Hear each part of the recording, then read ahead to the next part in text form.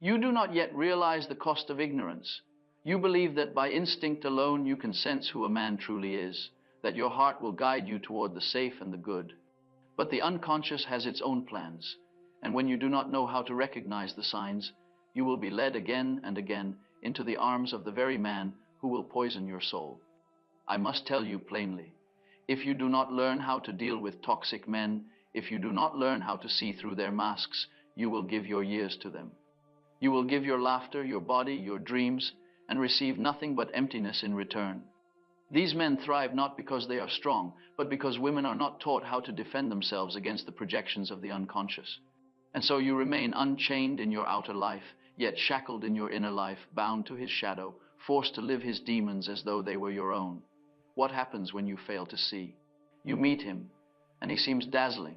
He listens with intensity. He praises you with words that make you feel noticed, perhaps even chosen. But slowly, the light fades. He grows cold, then hot again, keeping you off balance. He criticizes your smallest gestures, makes you doubt your own instincts, and leaves you apologizing for things you did not do. If you remain unconscious, you will call this passion. You will call it love. But in truth, it is possession, the unconscious binding you to a man who has never faced his own shadow. And if you do not awaken, the pattern will deepen. Your friends will look at you with pity and whisper behind your back, "Why does she stay with him?" Your family will shake their heads, unable to understand how you could not see what was plain to them. You will feel shame for defending him, anger at yourself for excusing him, despair at your own blindness. And still, the chain will hold you. I have seen too many women lose the most precious years of their lives in such bonds, years that could have been lived in freedom and wholeness. But here is the truth I want you to hear. You do not have to remain blind. You do not have to live in chains. If you will listen to me carefully, if you will stay with me through every sign I reveal, you will learn to recognize the toxic man before he captures you. You will learn to see the shadow behind his smile, the wound behind his charm, the demon behind his mask. And when you know these signs, you will walk away with ease. No pleading, no confusion, no regret, only clarity. Imagine this. You meet a man who once would have entangled you. He flatters you, but you notice the hunger in his eyes. He tells you how different you are from every other woman, but you hear in his tone the rehearsed script. He begins to speak of his ex, his failures, his bitterness, and you recognize it instantly for what it is, the projection of his shadow, bait for your compassion. In the past, you would have been caught, but now you smile, you excuse yourself, and you walk away untouched. And how will others see you then? Your friends will marvel. They will say, "How did you know I would have fallen for him?" They will praise the strength of your intuition, the sharpness of your judgment, the way you seem to see through men with an uncanny clarity. They will call you wise, and when at last you choose a man who is whole, who is not toxic, they will admire him as well. They will say, "You chose well. He is kind, he is steady, he is good for you." You will feel their respect, and you will know within yourself that you are no longer a victim of your unconscious, but a woman who has become conscious. Let me tell you more of the dangers if you do not listen. A toxic man can destroy not only your spirit, but your reputation. He will isolate you from friends until they no longer call. He will drain your energy until you no longer recognize the woman you once were. He will make you question your worth until you accept crumbs, where you once dreamed of love. He may even infect your children, teaching them his bitterness, shaping their lives with his shadow. This is not exaggeration. This is the pattern I have seen again and again in women who did not learn how to deal with such men. And yet, the transformation is equally real when you awaken. I have also seen women walk away from these bonds with dignity and step into relationships that gave them life instead of taking it. I have seen women glow with new energy because they were no longer carrying the demons of another. I have seen them become guides to their friends, admired for their strength, envied for their clarity, praised for their choices. The same women who once were pitied became models of discernment. This is what is possible for you if you listen. Think of the many scenarios that await. You are at dinner with friends, and a new man tries to impress you. He boasts of his past, but you notice the insecurity hidden beneath his words. You recognize the sign, and you smile to yourself. You already know where this leads, and you will not follow. Your friends watch as you remain calm, unmoved, and later they ask, "How did you stay so composed?" I would have fallen for his charm. Or imagine you are dating, and one man begins to criticize your dreams, belittling what you love. In the past, you would have defended yourself endlessly. Now you see clearly. This is his shadow speaking, not truth. You excuse yourself, you never look back. And your family says to you, you are wiser than before, you have learned to see. And most of all, imagine the moment when you meet the man who is not toxic. He is not perfect, but he is whole. He does not project his demons into you, but faces them himself. He does not bind you, but stands beside you. And when you choose him, your friends smile, your family nods in approval, and you yourself feel peace. This is what happens when you learn to recognize the signs. But hear me now, you must not listen casually. If you drift, if you treat this as entertainment, you will learn nothing. And then you will find yourself again in the arms of a man who drains you, excusing him, defending him, wasting another year. The unconscious is merciless to those who ignore its lessons. What you do not make conscious will be lived as fate. If you do not see, your blindness will shape your destiny. This is why I ask you to listen with your whole being. Each example I give you will be a mirror. Each sign I describe will illuminate the pattern you have lived. And once you see, you cannot unsee. You will be free not only to walk away from toxic men, but to walk toward yourself, toward the self, toward wholeness. By the end of this message, you will carry with you the keys to unchain your soul. You will no longer be at the mercy of men who cannot face their own shadows. You will no longer be condemned to repeat the same painful story. You will know how to recognize, how to resist, and how to walk away with ease. And when you do, the world around you will notice. Your friends will admire you. Your family will respect you. Your future children will thank you.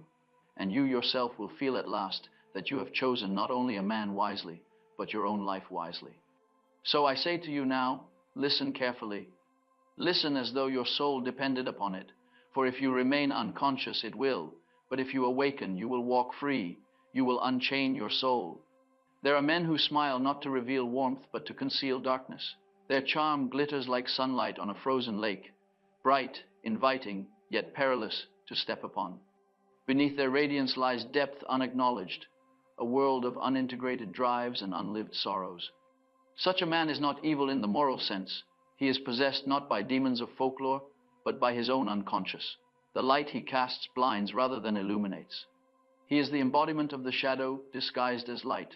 His charisma is the mask through which the unconscious seduces the unsuspecting. He speaks with confidence because he has learned that certainty is a weapon. He flatters with precision because he has studied weakness in others. He moves through life as though chosen, yet he has never chosen himself. Behind every dazzling smile lives an emptiness so vast that he must fill it with adoration, attention, or control. The woman who meets such a man feels at first as though destiny itself has spoken. She senses in him something familiar yet unnameable. It is not merely attraction, it is recognition. The unconscious in her stirs in response to his. Her rational mind calls it chemistry, but the psyche calls it compulsion. She is drawn not to the man as he appears, but to the archetype he embodies, the shadowed animus, the dark mirror of her own unlived life. This attraction is not random. It is the unconscious seeking balance through the other. The psyche, always yearning for wholeness, draws her toward what she has repressed. If she has silenced her instincts, he will embody wildness. If she has denied her aggression, he will wield power. If she has forgotten her worth, he will offer admiration, but always as bait, never as truth. Through him, her own hidden desires and fears are personified. That is why his presence feels like fate. It is her own soul, projected outward. The psychology of the mask is one of the oldest dramas of human relationship. Every man must wear a persona to function in society, but when the mask becomes identity, authenticity perishes. The toxic man's mask is perfect because it has replaced his face. He no longer knows where it ends and where he begins. In him, the persona has devoured the person. Thus, what the woman falls in love with is not the man, but his disguise, a reflection of what she wishes to see. He appears ideal because he reflects idealization itself. He mirrors her longing to be understood, her wish to be cherished, her dream of love that redeems suffering. But soon the reflection darkens. The light that once comforted begins to scorch, for every mask conceals its opposite. Beneath gentleness lies control, beneath admiration, envy, beneath passion, fear. The smile fades, the gaze hardens, and she begins to feel the slow chill of psychic theft. The seducer has ancient names: Narcissus, Don Juan, the vampire who feeds upon the living. These figures are not merely literary, they are symbolic expressions of the same psychic pattern. The vampire drains vitality because he has lost connection with his own source of life. He must take from others to feel alive. The narcissist seduces not out of love, but out of hunger for reflection. He needs the woman to mirror the self he cannot sustain. His desire is not for her being, but for her belief in his illusion. He senses instinctively whom he can enchant. He is drawn to the woman whose empathy is greater than her discernment, whose heart is open but whose eyes are closed. He studies her wounds with intuitive cunning. He listens with the attentiveness of a lover, but the calculation of a predator. He knows that what she most needs is recognition, and so he gives it, lavishly, until she confuses attention with understanding. This is the hidden exchange that marks all toxic unions. He gains vitality through her soul, and she loses energy through his unconsciousness. She feels emptied, yet cannot explain why. Each time she forgives him, she feels weaker. Each time she believes his excuses, her intuition dulls. Her laughter fades first, then her confidence, then her sense of direction. She thinks she is tired from love, but she is being drained by possession. In the beginning, she will defend him to others. She will say, "You don't know him as I do. He has been hurt. He just needs love." She will excuse cruelty as woundedness, manipulation as misunderstanding. The unconscious has trapped her through compassion. What she calls empathy is in truth the binding spell of projection, her own shadow reaching out to meet his. He becomes the vessel of her unlived strength, and she becomes the caretaker of his unhealed pain. The first danger is mistaking psychic hunger for passion. The intoxication she feels is not love, but archetypal energy, eros, mixed with shadow.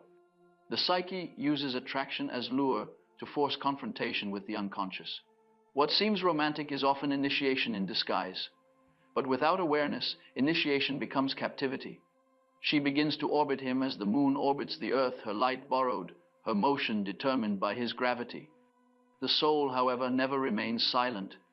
It speaks through unease, the faint disquiet she feels when something does not match his words. It speaks through dreams, images of drowning, of pursuit, of mirrors that shatter. It speaks through the body, a tension in the chest, an ache behind the eyes, the sudden sense of emptiness after each encounter. These are not accidents.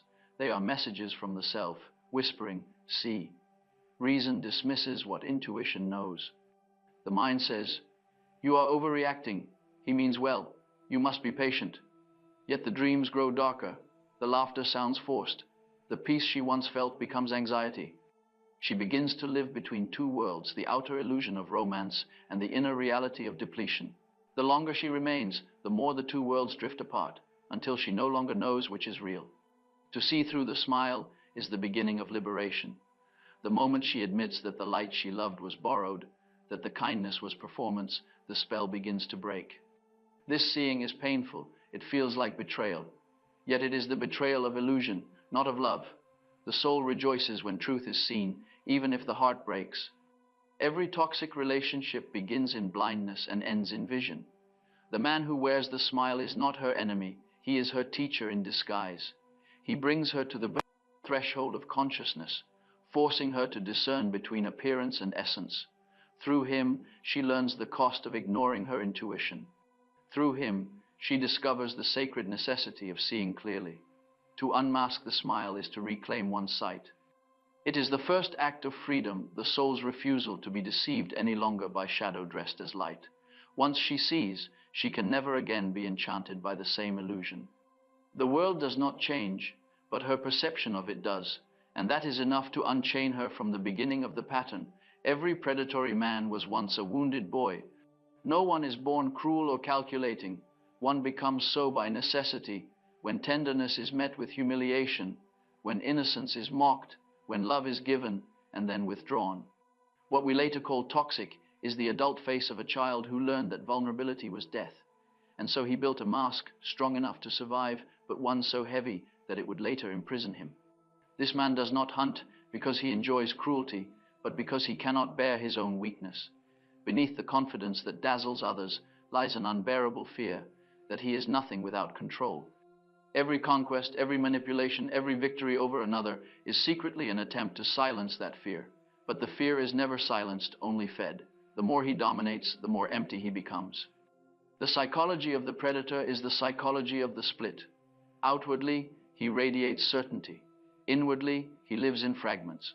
His ego is inflated, but it floats above a hollow center. He speaks of himself as though he were a god, yet he feels like a ghost. To sustain the illusion of strength, he must continually feed upon others' vitality. When a woman admires him, he feels real for a moment, but the feeling fades, and he must seek it again, elsewhere, in someone new. This hunger is not conscious, though its effects are deliberate. He senses instinctively how to charm, how to evoke pity, how to twist perception. His weapon is projection, the art of making others carry what he cannot face. He will accuse you of what he secretly feels, blame you for what he secretly does, and shame you for what he secretly desires. To survive within his own psyche, he must export his darkness into those who love him. In this way, his relationships become laboratories of psychic infection. Control is his religion. He fears the unpredictability of life, the chaos of emotion, the spontaneity of love. His fascination with power is, in truth, a terror of surrender. For him, intimacy means exposure, and exposure means annihilation. He controls not to dominate, but to protect the fragile illusion of coherence. Yet in controlling, he destroys what he fears to lose. Love dies beneath the pressure of his grasp. The archetype of the trickster lives in him. Like Hermes, Loki, or Mephistopheles, he is quick, mercurial, deceitful even to himself. He lies not because he delights in deception, but because truth would collapse the house of cards that sustains him. He cannot speak plainly because his inner life is not plain, it is labyrinthine, filled with contradictions he has never resolved. To live truthfully would require him to face pain, and pain is the one element he has never learned to bear. Observe how he shifts between extremes. One day he idealizes you, placing you upon a pedestal so high that even he trembles to look up. The next, he tears you down, accusing you of faults that have no basis in reality. This oscillation is not randomness, it is rhythm, the psychic pendulum swinging between worship and hatred. When he exalts you, he merges with your light. When he devalues you, he punishes you for revealing his darkness. Both are movements of his inner division projected outward. The toxic man lives in envy. He admires what he cannot integrate. Your kindness shames him because he cannot feel it within himself. Your confidence enrages him because it reminds him of his own self-contempt. He will first seek to possess the qualities he admires, and when possession fails, he will destroy them. To him, love and destruction are indistinguishable. They are both ways of asserting power over what he does not understand. Such men sense the compassionate woman from afar. Her empathy is his opportunity.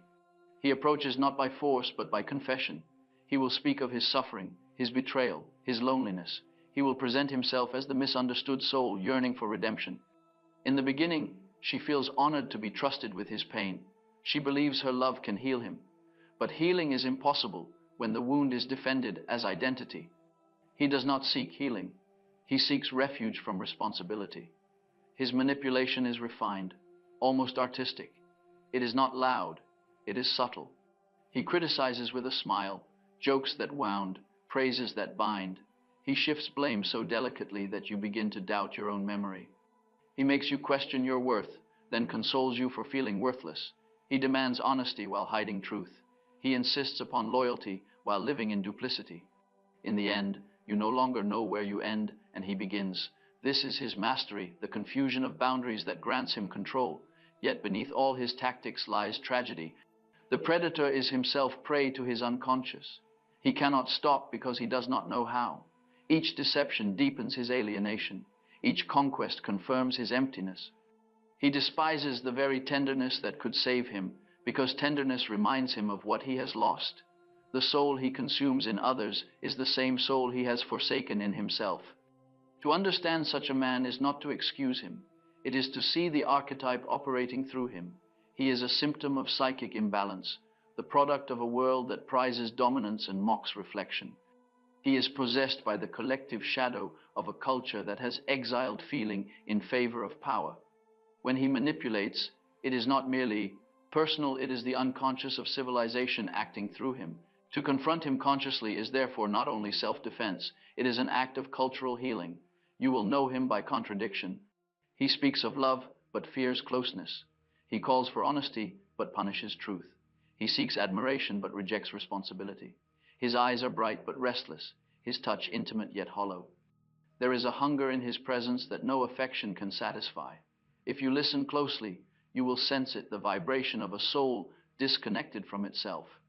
The most dangerous moment comes not when he deceives you, but when he deceives himself. When his mask fuses with his face, he becomes unreachably lost. For self-deception, once perfected, cannot be undone by external love. Only suffering can break it. Only the collapse of illusion can free him from the tyranny of his false self. Until that happens, every relationship he enters becomes theater for his denial. Do not pity him excessively. Pity binds as surely as hatred. To see him clearly is enough.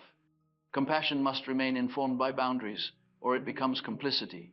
He will draw from you whatever you give without limit. It is his nature as long as he remains unconscious. You cannot pour light into a vessel that refuses to open. The energy you spend trying to awaken him will only sustain his sleep. The lesson he offers is paradoxical. By understanding him, you learn to understand your own unconscious defenses. For every woman who attracts such a man carries a similar pattern within, a wish to redeem what will not be redeemed. The predator's presence reveals the savior's illusion. He exposes the shadow of empathy, the desire to prove one's worth by enduring another's darkness. Through him, you learn that love without consciousness is the most exquisite form of self-betrayal. To perceive the predator symbolically is to reclaim your power. When you stop seeing him as monster and start seeing him as mirror, you take back the energy that once bound you to fear. Awareness transforms danger into instruction. You do not need to hate him, nor to heal him, you need only to see. For sight dissolves enchantment. The mask loses power when it is recognized as mask. Understand this. Awareness protects, judgment wounds. The more you condemn, the more the pattern hides. The more you see, the less it can control. The predator thrives in ignorance. He withers under the gaze of consciousness. To know him is to end his reign over your psyche, for darkness cannot devour the soul that sees it. No woman falls into the hands of the toxic man by chance. The meeting is not random, nor purely external. It is the unconscious arranging a mirror. For in the mysterious law of psyche, what we do not make conscious will meet us in living form. The man she meets is not only himself, he is the image of something within her that awaits recognition. This is why his arrival feels like destiny. It is not fate that binds them, but reflection. At first, she experiences him as revelation. He sees her with uncanny precision. He notices gestures no one else has noticed, recalls words she thought forgotten. She feels visible for the first time, and in that visibility, she feels alive. But this intensity, though intoxicating, is not love, it is possession. He is not truly seeing her, he is reading her, mapping the landscape of her soul to inhabit it. His gaze does not rest in admiration, but in hunger. He is not witnessing her being, he is locating her wound. The unconscious woman opens her heart too quickly, mistaking recognition for understanding. Her empathy, noble and unguarded, becomes the doorway through which his shadow enters.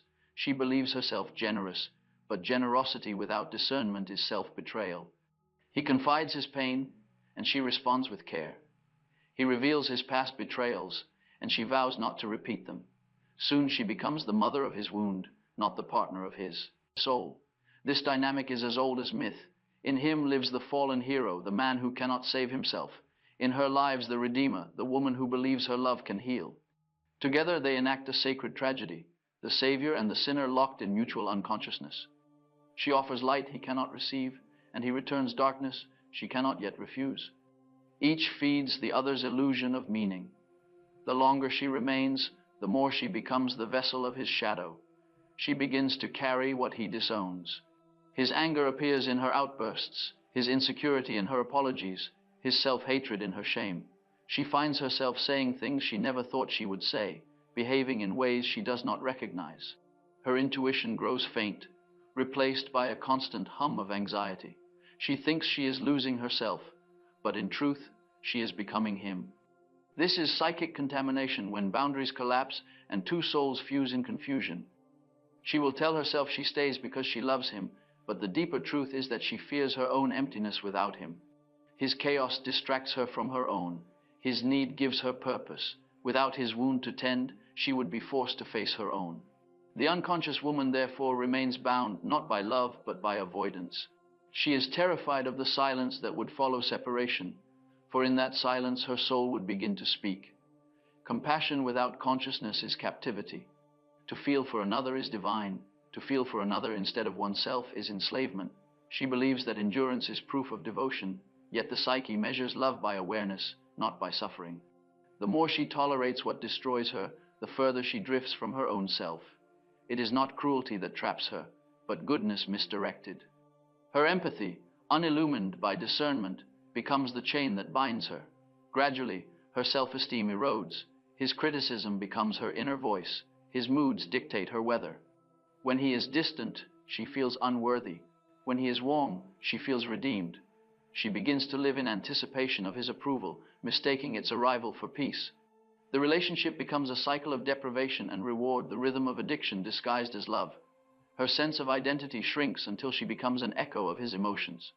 She cannot yet see that what she calls love is the soul's attempt to complete itself through suffering. The unconscious uses pain to force consciousness. Every tear she sheds is a signal from within. Awaken, you are serving a God who devours you. Yet she ignores these messages, confusing martyrdom with virtue. She dreams of water flooding rooms, of mirrors shattering, of houses burning, all symbols of psychic crisis. But she calls them nightmares rather than warnings, and still, the deeper part of her knows.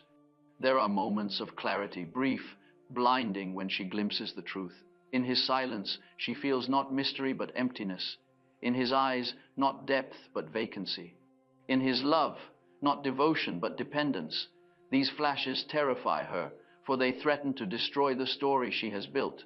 So she returns to denial, weaving new excuses, inventing new hopes. The pattern resumes. The toxic bond is sustained not by his cruelty but by her refusal to see. Yet she must not be judged for it. The soul tolerates deception until it is strong enough for truth. She remains because she is not yet ready to confront her own reflection. To leave him would mean to acknowledge the parts of herself that sought him, the hunger for validation, the fear of solitude, the secret belief that suffering ennobles love. Until she accepts these truths, she cannot walk free. The process of awakening begins when she recognizes her complicity without collapsing into blame. To say, "I allowed this because I did not yet know myself," is not guilt, it is consciousness. Guilt paralyzes, but awareness liberates. When she can look at her own shadow without shame, the spell breaks, for his power over her depends entirely upon her denial of her own. Dreams become allies in this process. The self begins to speak more clearly. She may dream of locked rooms opening, of rising from darkness into light, of serpents shedding skin. Each image marks the soul's rebellion against captivity. Synchronicities may occur, sudden encounters, unexpected insights, strange coincidences that mirror her inner transformation. The unconscious conspires toward freedom once it is acknowledged. The first movement toward liberation is often inward, invisible. She begins to think differently. Where once she would have excused, she now questions. Where once she would have apologized, she now falls silent. She withdraws energy not out of revenge, but out of clarity. She begins to see that her compassion has been misplaced, that she has been loving him in the hope of avoiding herself. This realization is the seed of independence. Her power returns slowly, like warmth to a limb long frozen. She feels the stirrings of her old laughter, the faint pulse of forgotten joy. She recalls the woman she was before the bond, not naive, but unguarded, alive. It hurts to remember her, for it exposes how much has been lost. Yet this grief is sacred. It marks the turning from illusion to reality. Through grief, the soul cleanses itself of false devotion. The moment of clarity arrives suddenly, though it has been forming for months, perhaps years. It may come through a word he speaks carelessly, or through the silence that follows one cruelty too many. Something within her refuses to bend again. She feels not rage, but distance. His power dissolves like mist in sunlight. She sees the boy behind the mask, the wounded child still hiding from life, and she feels no urge to rescue him, only compassion, pure and still. In that moment she knows saving him would mean losing herself again. Freedom does not begin with departure, it begins with recognition. When she sees him as mirror, not mystery, the bond weakens. When she acknowledges that what drew her was her own unlived strength, the energy returns. She does not need to hate him, nor to forgive prematurely. She needs only to understand. Awareness is enough. The mirror cracks, and through its fragments, she glimpses her own reflection whole, radiant, waiting. And then, as if by divine irony, he senses her awakening. He grows restless, desperate, fearful. His charm intensifies, his promises multiply. He senses that his source of vitality is slipping away.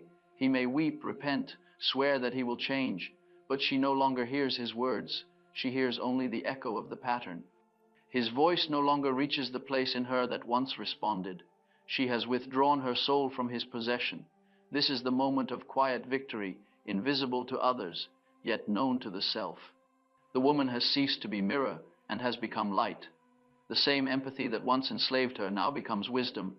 She has learned the sacred paradox that to love truly, one must never lose oneself in another's darkness. Love that costs the soul is not love but sacrifice to the wrong God.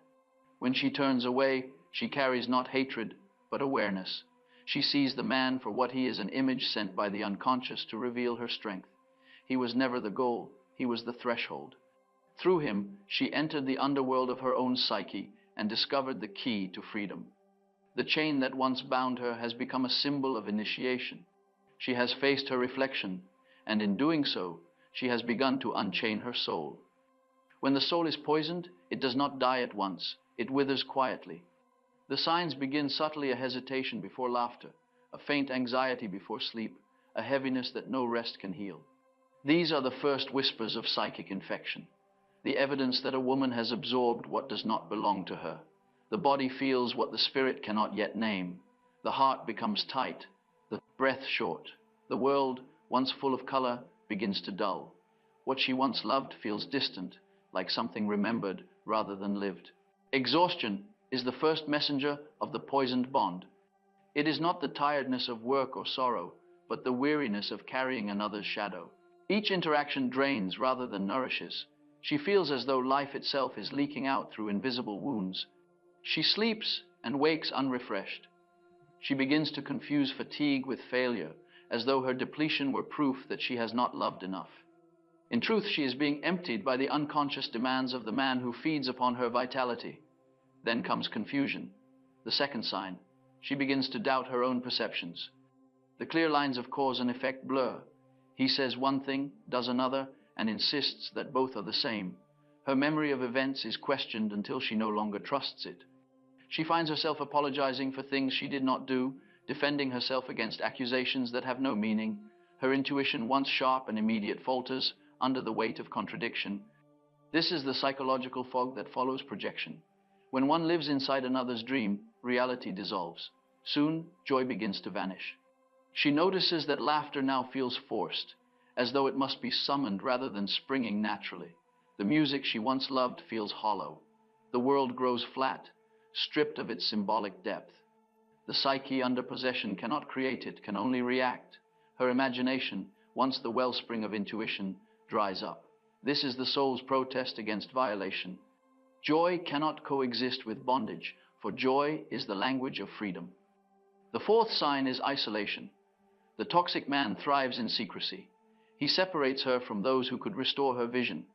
Friends become jealous, family becomes interfering. Gradually, she retreats from every mirror that could show her the truth.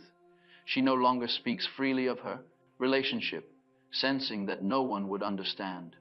The silence deepens until she begins to live entirely within the psychological orbit of the man who enslaves her. In this isolation, his voice becomes her only compass. What he says, she believes. What he feels, she feels. What he denies, she must forget. The fifth sign is repetition. The same conflict, the same apology, the same reconciliation, played endlessly. She begins to sense the pattern, but cannot break it. She may leave him, but he returns, or another like him takes his place. The unconscious repeats what the ego has not understood. The psyche demands consciousness through recurrence. Each repetition is not failure, but instruction. See, this is the lesson still unlearned. Until she recognizes the archetype, she remains bound to it. The body soon begins to carry what the mind denies. Psychosomatic symptoms appear: headaches, digestive troubles, tension in the throat and chest. The body, uncorrupted by self-deception, becomes the final truth-teller. It absorbs the unspoken anguish, the suppressed rage, the hidden despair. The nervous system bears the weight of unexpressed emotion. The body becomes an altar upon which the unconscious sacrifices peace for awareness. Every ache whispers, something within you has been invaded. The poison seeps into language itself. Her words grow cautious, indirect. She begins to speak in his vocabulary, to think in his categories. Her own thoughts feel foreign.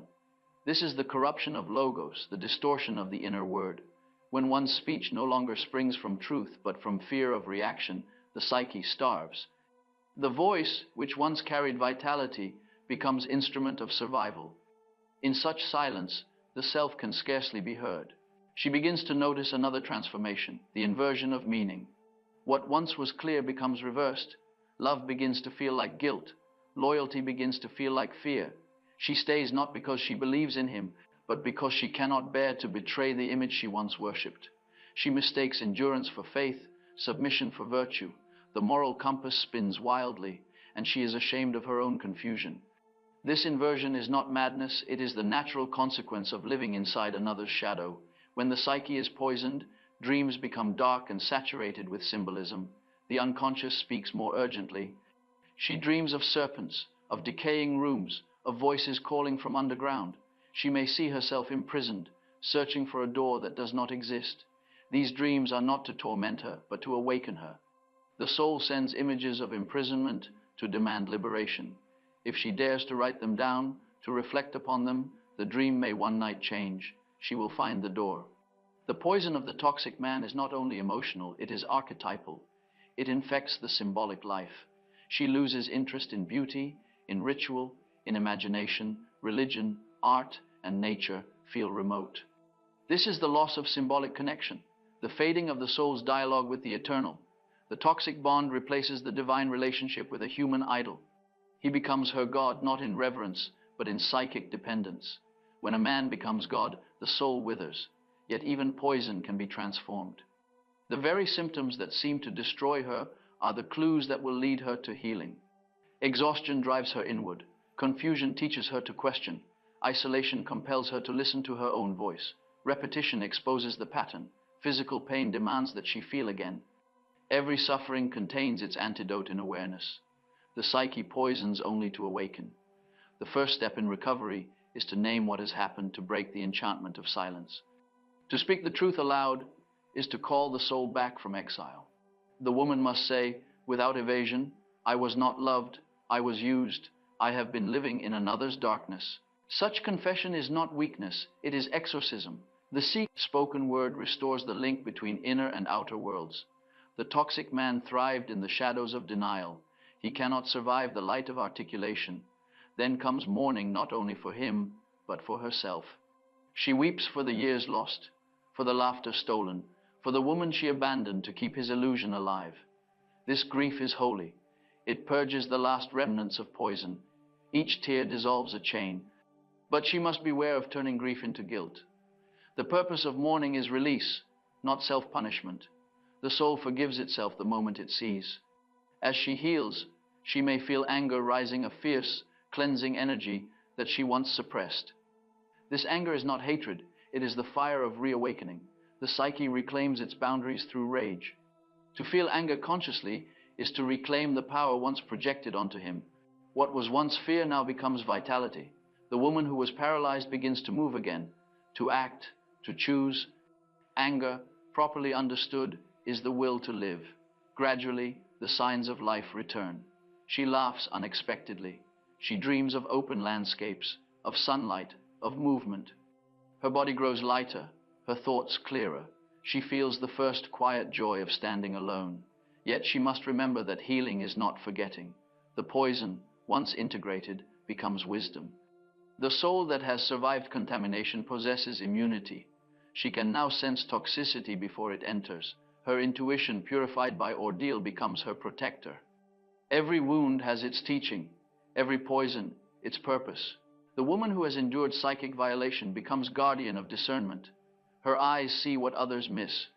She can recognize charm as camouflage, passion as possession, confidence as defense. Her knowing is not suspicion. It is the serenity of one who has seen. She no longer fears darkness, for she has walked within it and found her way out.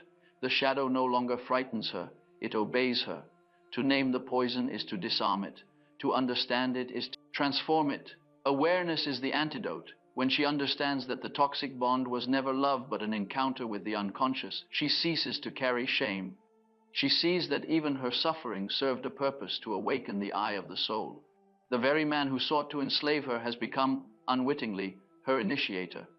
Through him, she learned to see what cannot be taught, the difference between appearance and essence, between power and truth.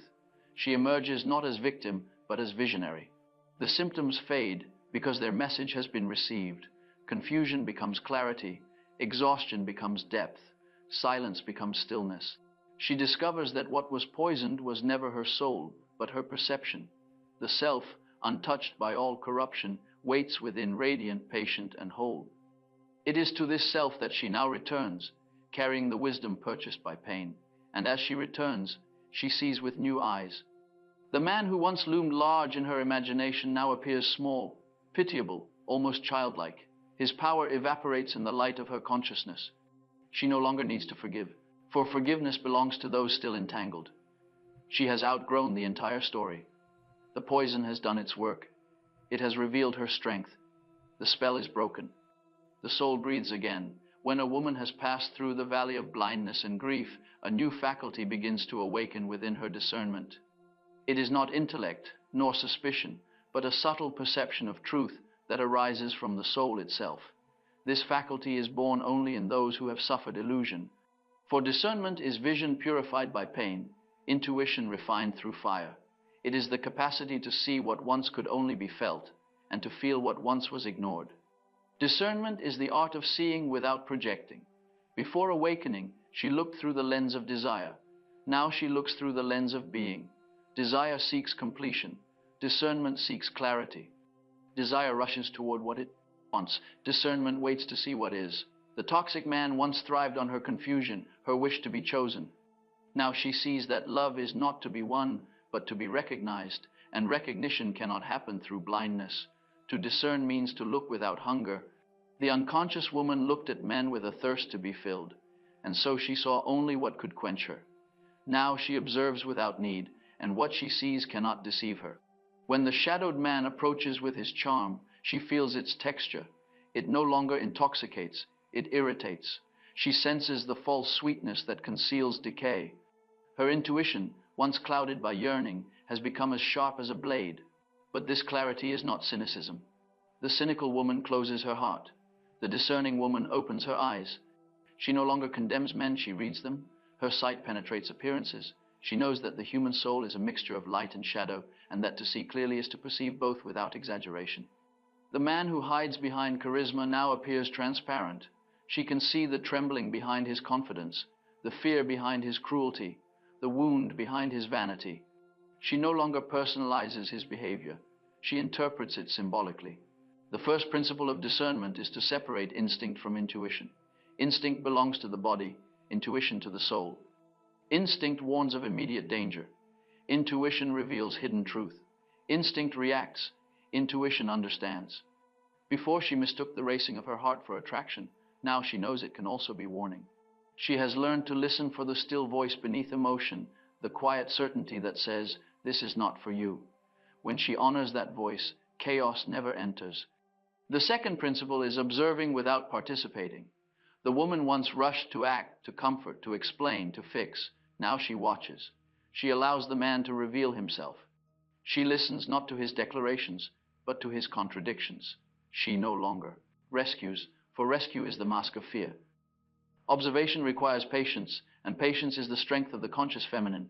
She lets silence speak, and silence always reveals. She has learned the courage to believe the first sign of disrespect as final evidence. She no longer bargains with what she sees. The toxic bond was born in the moment she excused the first violation of her intuition. Now she knows that what begins in small cruelties ends in great suffering. A man who mocks her sensitivity will one day destroy her trust. A man who avoids accountability will one day blame her for his failings. The discerning woman recognizes the seed before it becomes the tree. Boundaries for her are not walls but mirrors of value. They are not erected in anger but maintained in reverence. She no longer sets them to control others. She keeps them to protect what is sacred. The unconscious woman used to say yes to be loved. The conscious woman says no to remain free. Every refusal becomes an affirmation of the self. Each time she honors her boundary, she grows in solidity. The line she draws is not between herself and the world, but between illusion and truth. Dreams now guide her, for discernment is not only rational but imaginal. The unconscious continues to speak in symbols, though now she listens with awareness. She dreams of clear water after years of murky depths, of keys found, of birds freed from cages. Each image is confirmation that her psyche is healing. She consults her dreams as one would consult scripture, not for prediction, but for revelation. They teach her where danger hides, where growth calls. In her inner life, she now walks as one who can read signs. The practice of seeing without saving becomes her discipline. She can perceive suffering in a man without merging with it. She understands now that compassion is not the same as involvement. To see another's pain clearly does not require entering it. The toxic woman once mistook empathy for obligation. The awakened woman knows that empathy without discernment destroys both giver and receiver. She lets others face their shadows as she faced hers, trusting that each soul must walk its own path to consciousness. Discernment also teaches her to withdraw energy from illusion without hatred. Hatred binds as tightly as love. To despise the toxic man would be to remain his captive in reverse. She no longer needs to curse him, nor to seek closure through confrontation. Her clarity itself is closure. She sees the web of projection and steps outside it. The pattern cannot survive the loss of attention. What she no longer feeds dissolves by natural law. At times, she will test her new sight unconsciously. She will meet men who echo faintly the pattern of the past, and for a moment, the old attraction will stir. But now it is different. What once fascinated now repels. The charm feels thin, the words hollow. She smiles inwardly, recognizing the familiar mask, and walks away untouched. These small encounters are confirmations from the soul, proof that the spell is broken. To discern clearly is to live freely. The woman who sees cannot be deceived, for deception depends upon blindness. She no longer fears manipulation because she no longer fears solitude. The manipulator thrives on dependence. She needs nothing from him. Her peace cannot be bought. Her silence cannot be coerced. She may still feel sorrow when others choose illusion, but sorrow no longer enslaves her. She knows that seeing is the soul's duty, and that compassion must never replace perception. Through discernment, her energy becomes luminous again. It is no longer scattered through endless interpretation of another's moods. It gathers inward, forming a quiet center. From this center, her intuition radiates like light. She no longer asks, "Does he love me?" but "Does this nourish my soul?" Love, to her, is not drama but depth, not excitement but peace. She has replaced the hunger for intensity with the desire for truth. Discernment restores innocence, not naivety, but purity of vision. She sees the world as it is, yet loves it more deeply for its truth. She no longer romanticizes darkness, nor fears it. She has walked within it and found the divine even there. Her sight has become balanced. She can behold both the wound and the wisdom in every being. This is the true eye of the feminine, the eye that sees through without hardening. Now, when she looks into a man's eyes, she does not lose herself. She does not seek her reflection there. She meets him soul to soul, as one conscious being meets another. If his gaze carries shadow, she acknowledges it without absorbing it. If it carries light, she honors it without idealizing it. She has learned the sacred art of seeing, and through seeing, she is free. To discern clearly is to unchain the soul. The chain of the toxic bond was forged from blindness, from the refusal to perceive what was always visible. Awareness breaks it instantly, as light shatters darkness. Once she has seen, she can no longer return to ignorance. The world remains the same, but her participation changes. Where once she walked as prey, She now walks as witness. Her perception has become protection, her seeing, salvation. And so she lives now in quiet power, not the power to dominate, but the power to remain clear. She moves through life as through a temple, aware that every meeting is sacred, every attraction a mirror, every shadow an invitation to greater light. The art of discernment is not learned once and forgotten. It is practiced daily, in every glance, every word, every choice. It is the lifelong devotion to seeing truly and to living in accordance with what is seen. This is the essence of psychological freedom: to love without illusion, to serve truth without fear, and to see without judgment. The woman who has learned discernment is untouchable by falsehood, not because the world has changed, but because her vision has. She has unchained her soul, not through resistance, but through understanding. She sees, and in that seeing, she is free. There is a moment in every awakening when knowledge must become action. The woman who sees must now decide. She stands between two worlds, the one she has known, where love meant suffering and loyalty meant loss, and the one that calls to her through silence, where truth waits beyond fear. The mind trembles before this threshold. To walk away from the toxic man is not merely to end a relationship, it is to end an identity. She must relinquish the self that existed in his shadow. Leaving such a man feels impossible, not because she cannot live without him, but because her soul has been entwined with his through unconscious vows. She has pledged loyalty to his wound, not to his being. To break these invisible vows feels like betrayal. She fears that walking away will make her cruel, that freedom will make her faithless. Yet the opposite is true. It is not love to remain where truth is denied. To stay in bondage is to betray the self, and betrayal of the self is the only true sin against the soul. The first illusion she must overcome is the belief that guilt proves love. Guilt is not conscience. It is the echo of the old pattern, the voice of the internalized tyrant who whispers that self-sacrifice is virtue. But guilt, in such cases, is the residue of manipulation. It binds her to illusion by convincing her that goodness requires suffering. When she feels guilty for leaving, she must ask, who benefits from my guilt, my soul, or my captor? The answer is always the same. The fear of loneliness is the ego's final resistance to liberation. She fears the silence that will follow his absence. The mind imagines emptiness as annihilation, but the soul knows it as healing. Loneliness is not the absence of connection. It is the presence of unoccupied space, the chamber where the self descends. The woman must learn to sit in this emptiness without panic, to feel its depth until it fills with peace. The silence that once frightened her becomes sanctuary. To end such a bond requires more than decision. It requires ritual. For psychic attachments are not severed by logic alone. They must be released symbolically through acts that speak to the unconscious. She may write his name and burn it, or return the objects that carry his energy. She may cleanse her home, or walk alone under the open sky, declaring inwardly, I release you. These gestures are not superstition. They are language for the deep mind. The psyche understands through image, and symbolic action seals what thought cannot. There will be grief, for even illusion demands mourning. She will miss not the man himself, but the dream he embodied, the dream of redemption, of being chosen, of making darkness yield to love. To mourn that dream is necessary. She must weep for the girl who believed that endurance could awaken another soul. Her tears will wash away the remnants of enchantment. Mourning is not weakness, it is purification. Anger will come too, but it must be sanctified. Anger unacknowledged turns inward and becomes despair. Anger expressed with awareness becomes strength.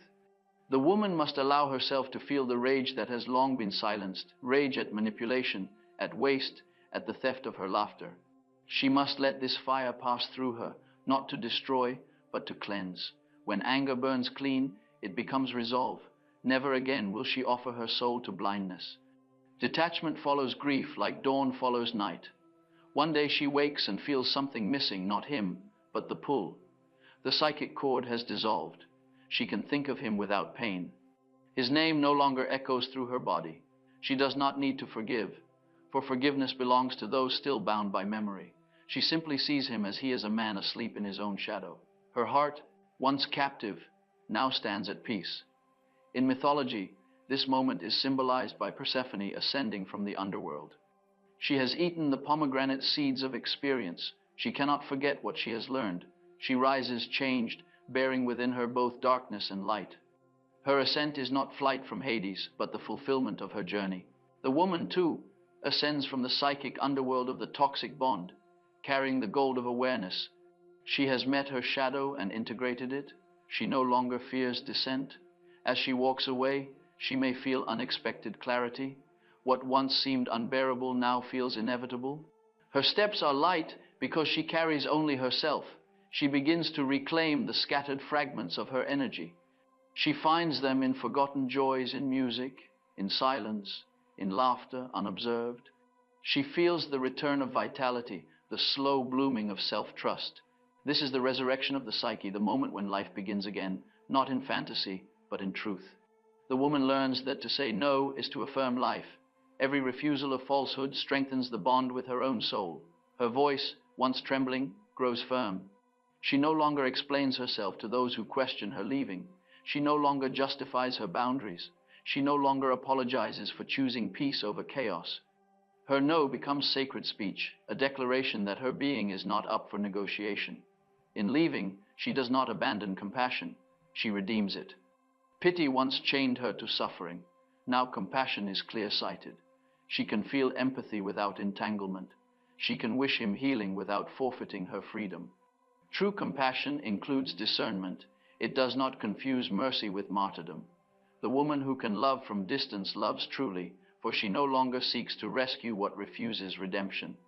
The feminine principle within her begins to heal. She no longer feels that love must cost her soul.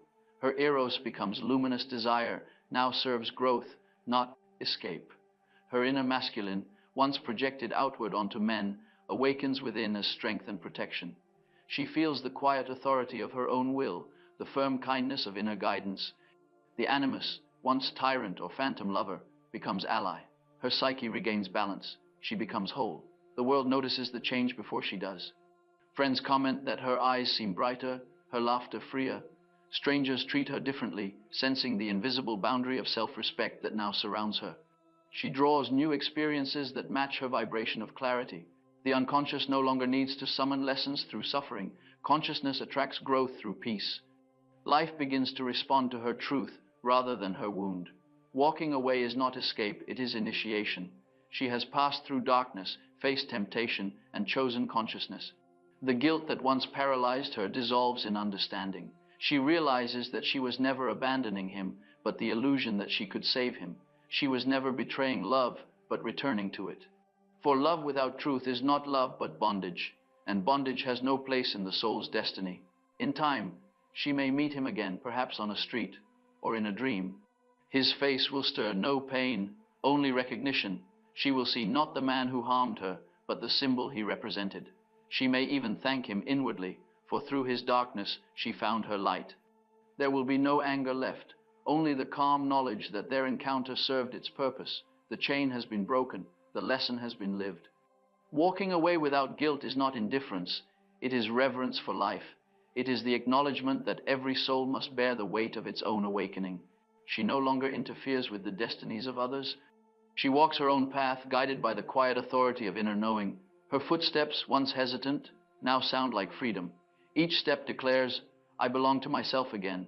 Freedom does not come through rebellion against men, but through reconciliation with one's own soul.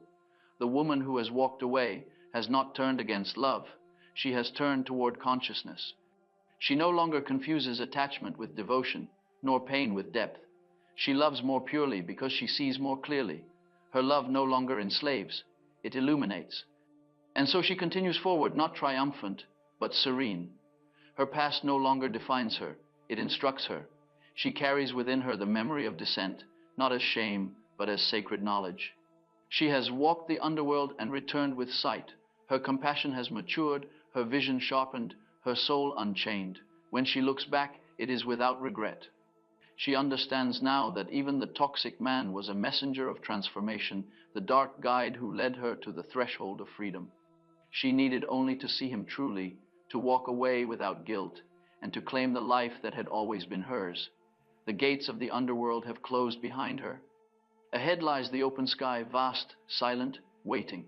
When the woman has walked away and silence has replaced the noise of the old bond, a new alchemy begins. It is the quietest phase of transformation and the most profound. The outer struggle has ended, but the inner work is just beginning. The darkness she once feared no longer surrounds her. It lives within her, waiting to be transmuted. For every poison of experience contains the seed of its opposite. What once destroyed now becomes the source of vision. She begins to realize that freedom is not merely escape from the toxic man, but reconciliation with the part of herself that drew him near. The unconscious, once projected outward, now turns inward to be met. She sees that his cruelty mirrored her self-neglect. His deceit reflected her own denial. His domination revealed her submission to fear. To understand this is not to blame herself, but to complete the circle of awareness. The outer adversary was only the visible form of her inner shadow. To confront one's shadow is to face the forgotten, the repressed, the unlived. It is to meet the anger she once feared, the desire she once condemned, the power she once disowned. Each of these energies, when denied, turns against the soul and seeks expression through suffering. Now she welcomes them home. Her anger, once silenced, becomes strength. Her desire, once shamed, becomes vitality. Her power, once projected, becomes sovereignty. She no longer hides from herself. The process is alchemical. In the language of old mystics, the dark matter of experience, the nigredo, is placed into the vessel of consciousness. There it is, heated by attention, dissolved by reflection, and reformed into gold. The gold is insight, the capacity to see the pattern without becoming it. She begins to understand that every pain was a messenger, every wound a teacher. The suffering that once seemed senseless now reveals order, not moral order, but psychological necessity. The rage that once consumed her now transforms into clarity. She feels it rise within her, not as fury, but as conviction. It gives her the courage to set limits, to speak truth without trembling. Rage, purified of resentment, becomes sacred fire. It illuminates rather than burns. What once destroyed her peace now protects it. She understands that strength was never the absence of emotion, but the full acceptance of it. Guilt, too, begins to shift. Once it was the weight that pulled her back into the old pattern. Now it becomes the conscience of the self, the quiet awareness that guides without condemnation. She distinguishes between guilt that imprisons and guilt that awakens.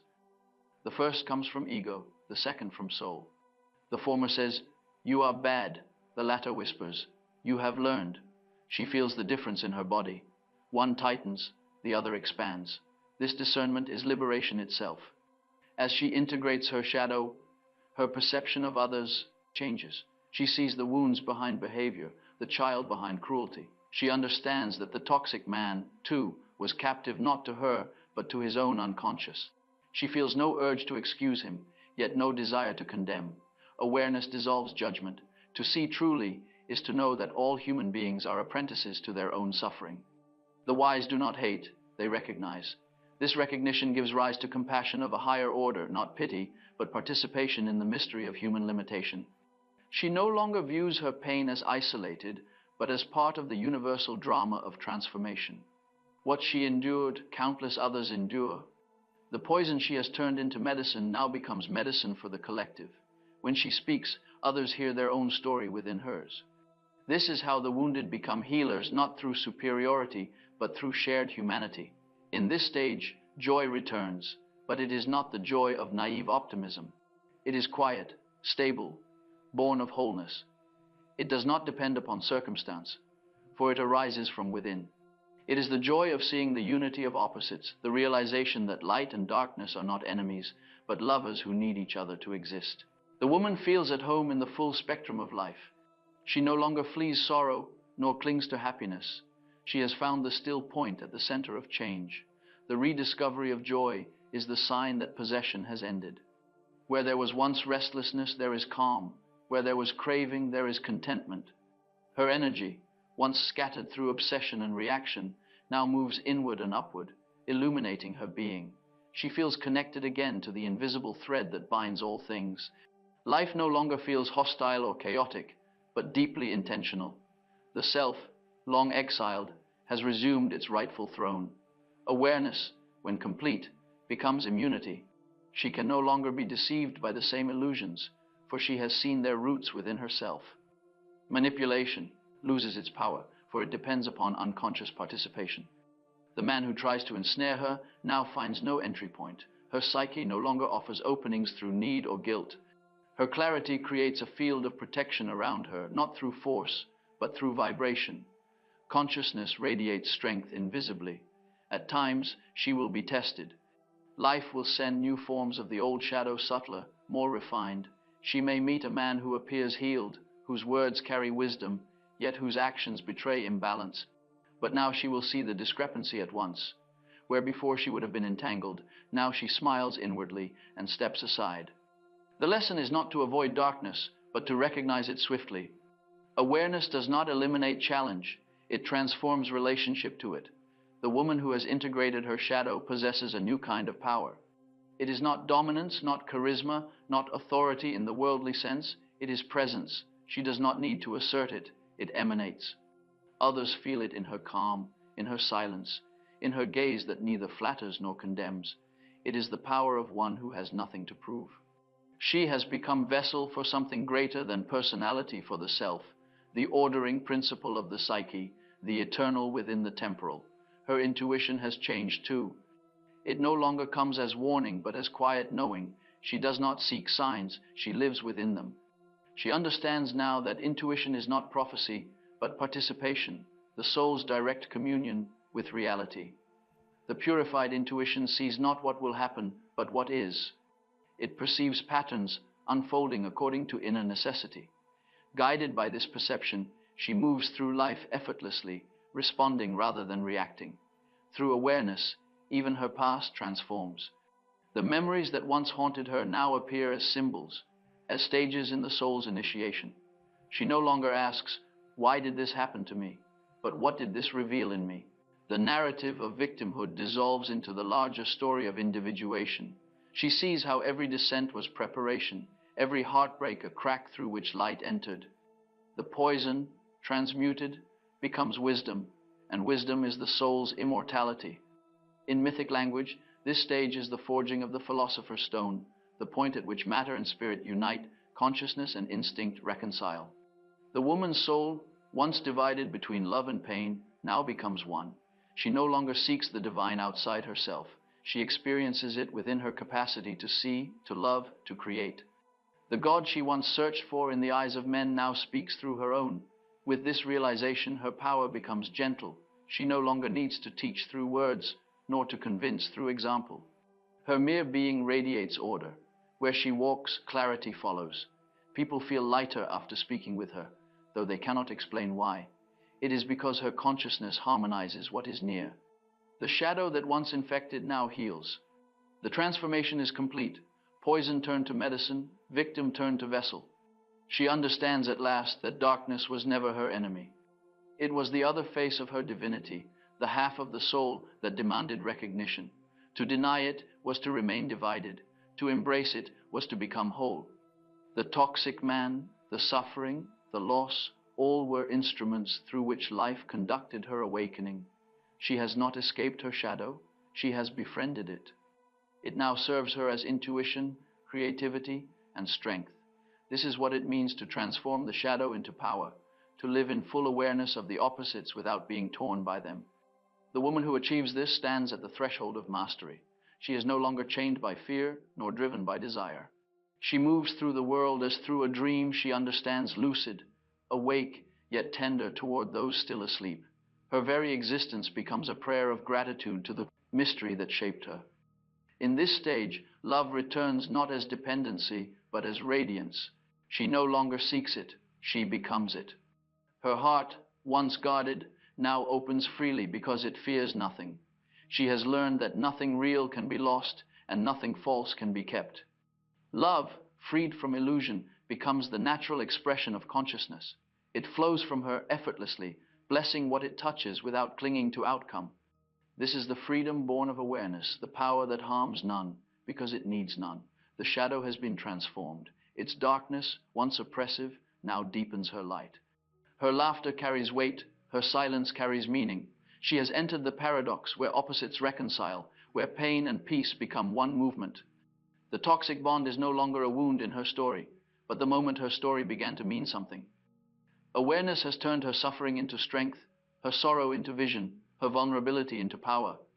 And so she stands calm, unguarded, unafraid. The shadow, now integrated, walks beside her as ally. When she looks back, she sees that every step of her descent was guided by an unseen intelligence, the self, leading her home through the only road she could have walked. Her soul, once poisoned, now radiates clarity. What enslaved her has become her power. What broke her has made her whole. When a woman has reconciled with her shadow and reclaimed her power, her vision of men changes entirely. The world that once appeared full of threats and deceivers now reveals itself as a field of possibilities. She sees not enemies nor idols, but souls in various stages of awakening. The masculine, which she once experienced as domination or danger, is no longer externalized as threat. It lives within her as an energy now understood, purified, and balanced. Before this transformation, she related to men through the unconscious polarity of need and fear.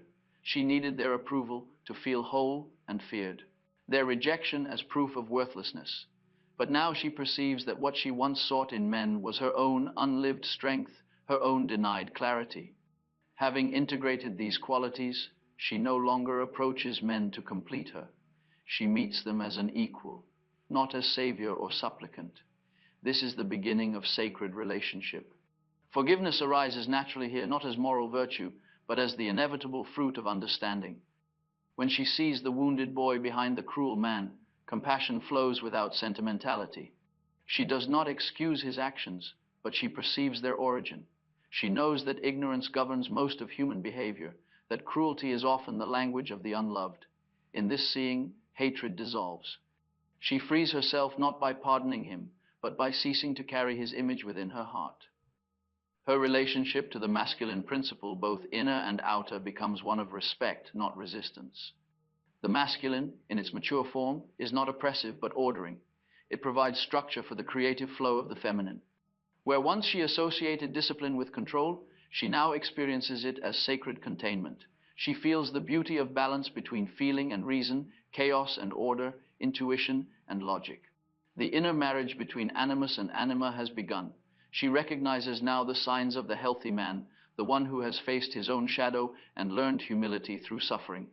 His confidence does not impress her, for she knows that real strength is quiet. She listens instead for his capacity to admit ignorance, for his willingness to feel. The healthy man does not perform virtue. He embodies it without display.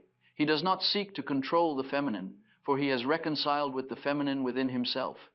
To such a man, she can surrender without fear, for surrender no longer means loss, it means participation in truth. In his presence, she does not shrink or guard herself. Her sensitivity feels safe, her intuition welcomed. He does not demand that she justify her feeling. He recognizes it as intelligence of another kind. Likewise, she does not diminish his logic. She honors it as the necessary counterpart of her own nature. The polarity between them no longer wounds. It generates life. Through their differences, a higher unity emerges, not fusion, but harmony. The sacred polarity between the mature masculine and the conscious feminine is the foundation of creation itself. It mirrors the eternal dance between form and spirit, sun and moon, consciousness and mystery. The woman who has healed no longer competes with the masculine, nor submits to it. She collaborates with it. Her presence calls forth the nobility of men.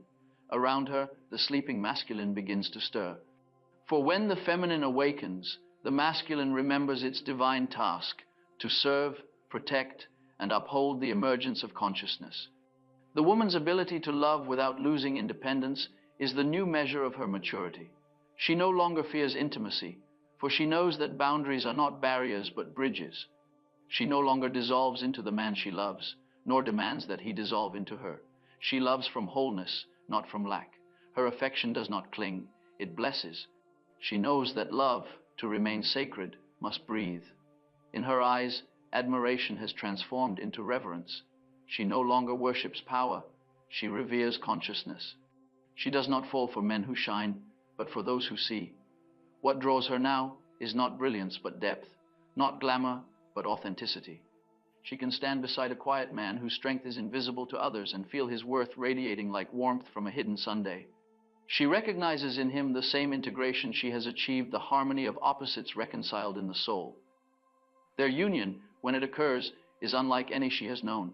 It lacks the feverish intensity of the old pattern, for it is grounded in truth. The absence of drama feels at first like stillness, but soon she recognizes it as peace. They do not complete each other, they reveal each other. In his eyes, she sees not the echo of her longing, but the reflection of her own wholeness. Their love becomes a mirror in which the divine contemplates itself. Such relationships are not free from difficulty.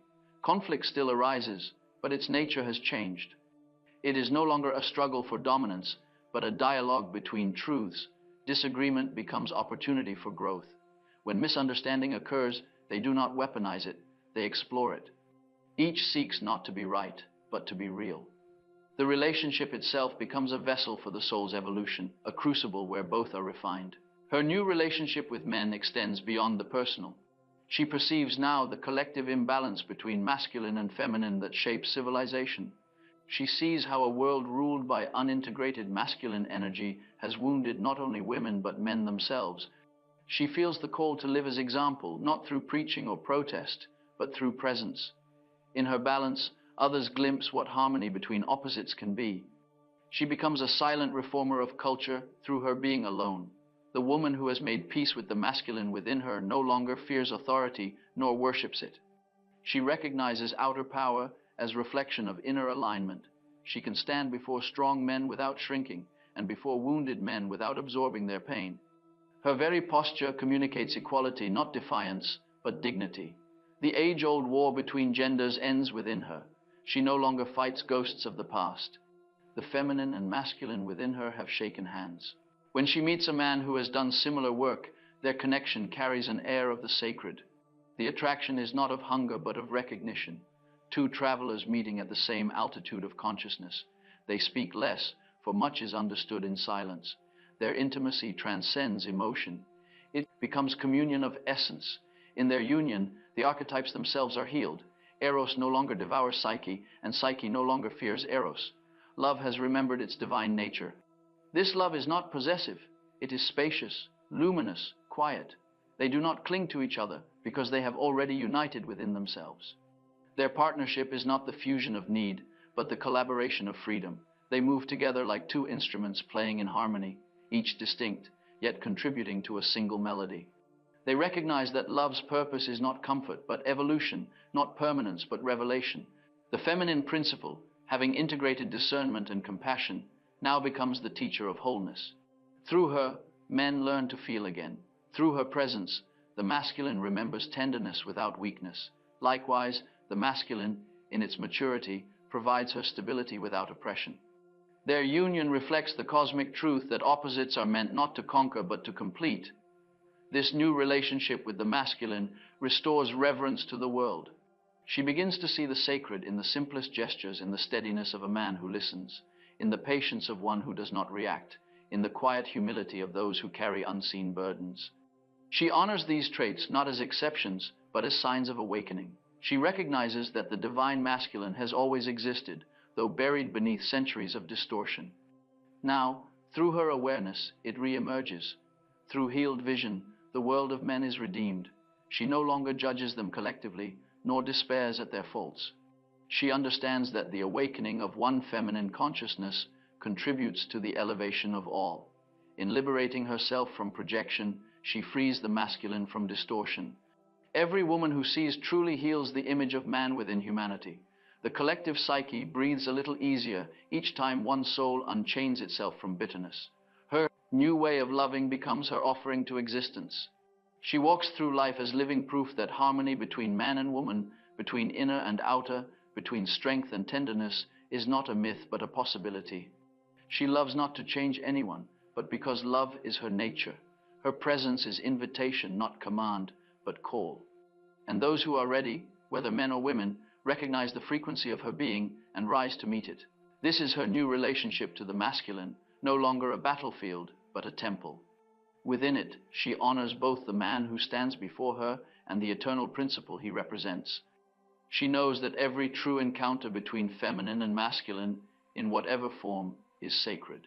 Through awareness, what was once pain has become prayer. What was once opposition has become union. Freedom does not announce itself with noise. It enters quietly, like dawn through a half-open window. One morning she awakes, and the air feels different.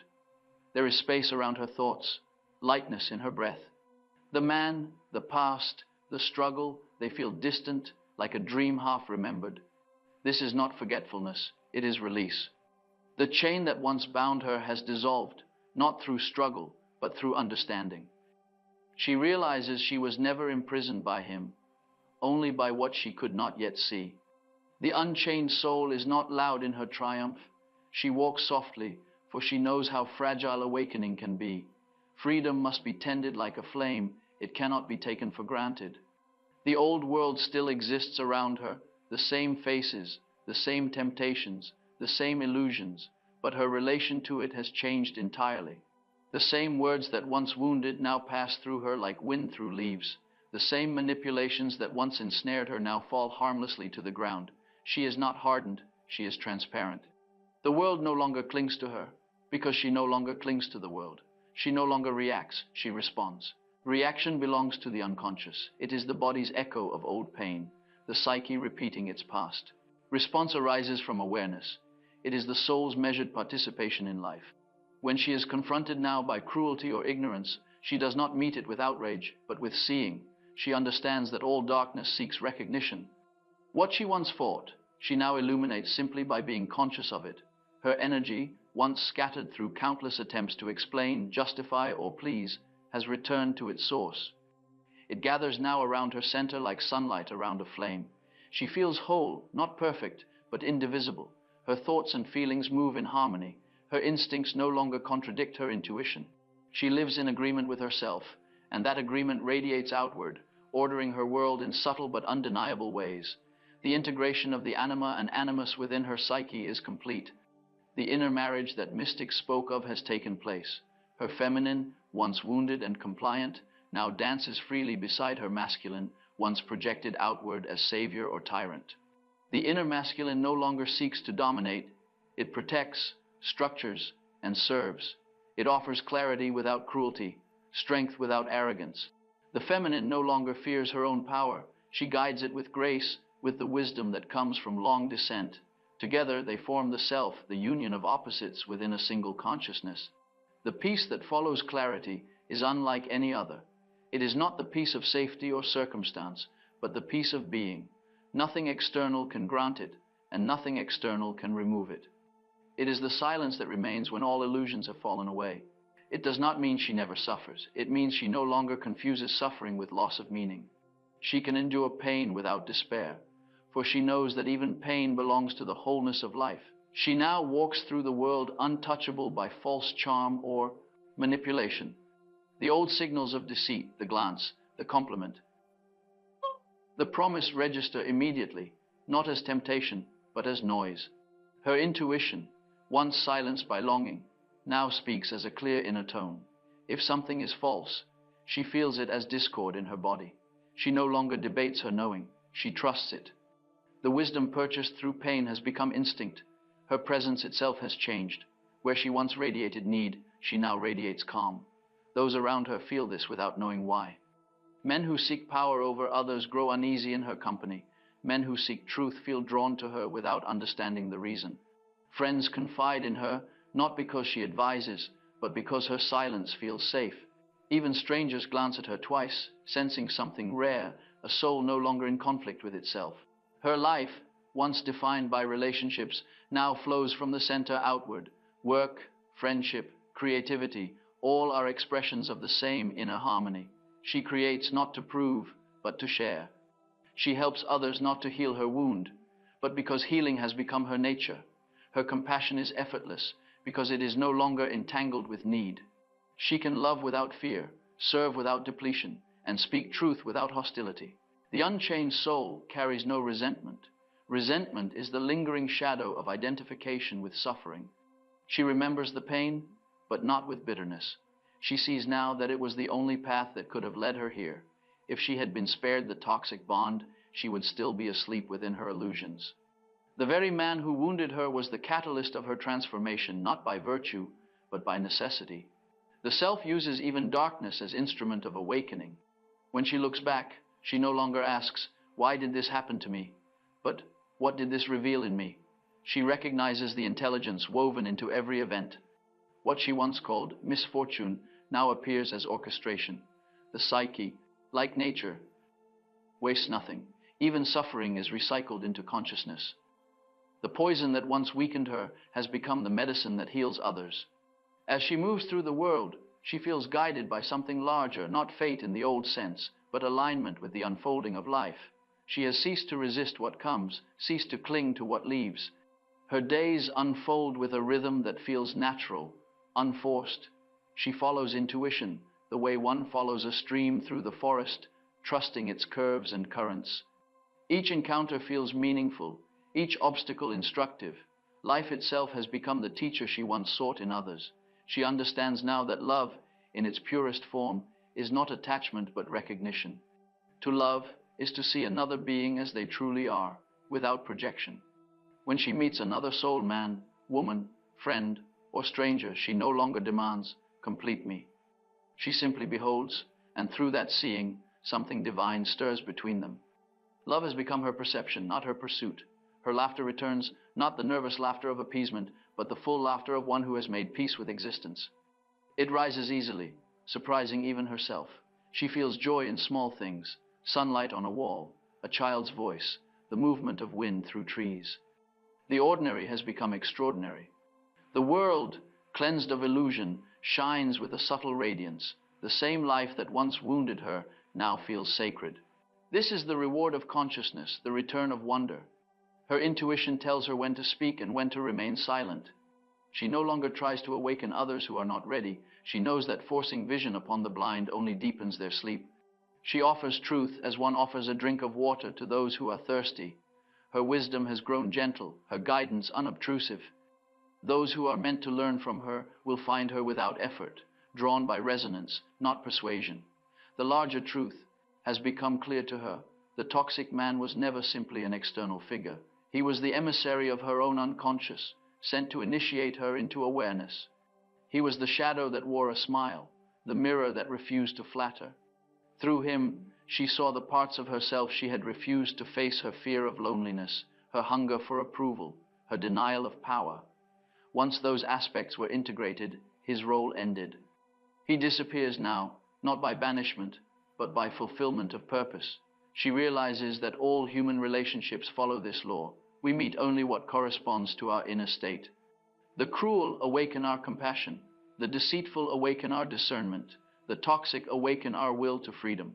Each encounter is a reflection, and when the lesson is learned, the reflection changes. The universe wastes no teacher, and no teacher remains once the lesson is complete. The man who once chained her now exists only as symbol, a shadow within her history transformed into gold. The circle closes, but it is not the same place where it began. The woman who stands here is not the one who entered. She is not innocent in the old sense. She is wise in the higher one. Innocence has returned as awareness, the purity that comes after knowledge, not before it. She can stand in the presence of darkness without fear, because she carries her own light. Her soul has become sovereign. Sovereignty is not control, it is self-possession. She belongs to no one, yet she is connected to all. Her choices arise from inner necessity, not external demand.